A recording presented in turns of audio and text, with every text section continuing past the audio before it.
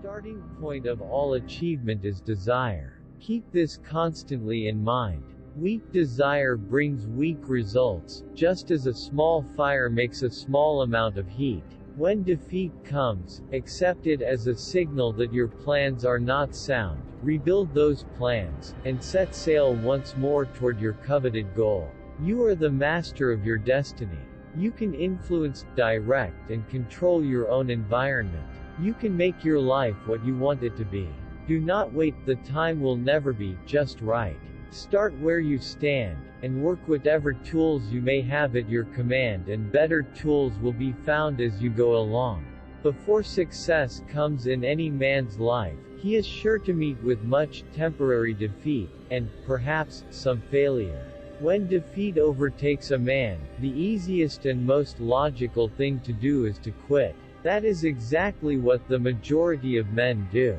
More than 500 of the most successful men this country has ever known told the author their greatest success came just one step beyond the point at which defeat had overtaken them. An educated man is not necessarily one who has an abundance of general or specialized knowledge. An educated man is one who has so developed the faculties of his mind that he may acquire anything he wants, or its equivalent, without violating the rights of others. Opinions are the cheapest commodities on earth. Everyone has a flock of opinions ready to be wished upon anyone who will accept them. If you are influenced by opinions when you reach decisions, you will not succeed in any undertaking. I will eliminate hatred, envy, jealousy, selfishness, and cynicism by developing love for all humanity, because I know that a negative attitude toward others can never bring me success. I will cause others to believe in me, because I will believe in them, and in myself. There is a difference between wishing for a thing and being ready to receive it. No one is ready for a thing until he believes he can acquire it. The state of mind must be belief, not mere hope or wish. Open-mindedness is essential for belief. One who has loved truly can never lose entirely. Love is whimsical and temperamental. Its nature is ephemeral and transitory. It comes when it pleases, and goes away without warning. Accept and enjoy it while it remains, but spend no time worrying about its departure. Worry will never bring it back. Perhaps we shall learn, as we pass through this age, that the other self is more powerful than the physical self we see when we look into a mirror. Helen Keller became deaf, dumb, and blind shortly after birth. Despite her greatest misfortune, she has written her name indelibly in the pages of the history of the great.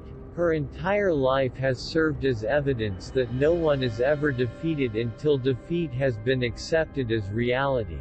Those who succeed in an outstanding way seldom do so before the age of 40. More often, they do not strike their real pace until they are well beyond the age of 50. A genius is simply one who has taken full possession of his own mind and directed it toward objectives of his own choosing, without permitting outside influences to discourage or mislead him.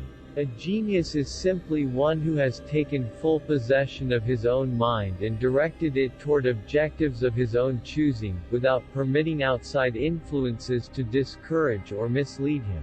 Remember that your dominating thoughts attract, through a definite law of nature, by the shortest and most convenient route, their physical counterpart. Be careful what your thoughts dwell upon. There is no substitute for persistence. The person who makes persistence his watchword, discovers that old man failure finally becomes tired, and makes his departure.